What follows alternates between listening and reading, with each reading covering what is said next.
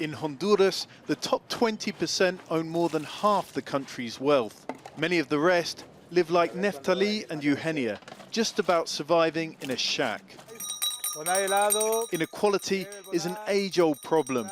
Poverty's on the rise. The majority of Hondurans don't have a steady job. Despite a college education, Neftali can only find work selling ices. He makes 3 cents on each one.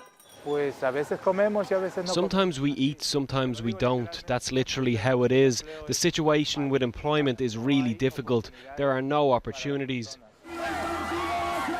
These are the issues that President Juan Hernandez couldn't resolve in his first term and will now face again at the start of his second. But Mr. Hernandez also has his own problems. There were serious irregularities and suspicions of fraud in the elections which he recently won. Many Hondurans don't support him.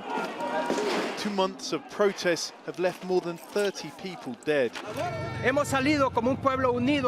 We have come out as a united people before the world to tell them that the government stole the election. Discontent's increased again in the run-up to Hernandez's swearing in. How is the president and this administration going to deal with a country in which many people don't recognize him as the legitimate president? The president has called for a national dialogue. He sent letters to ex-candidates of other parties, the church, civil society, and businesses to sit down so we can build our country and put new ideas on the table. And there are things to build on. President Hernandez has invested in infrastructure projects, repaired ties with international lending organizations, and reduced crime in what was the world's deadliest country outside of a war zone. But the issues that helped stoke the protests remain. These protests are about the needs of the population, a population which is dying of hunger, a population which doesn't have quality education, a population in which, if you are not enrolled in a political party, you don't get help.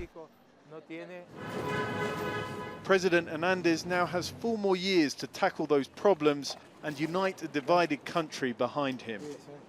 John Holman, Jazeera, Tegucigalpa.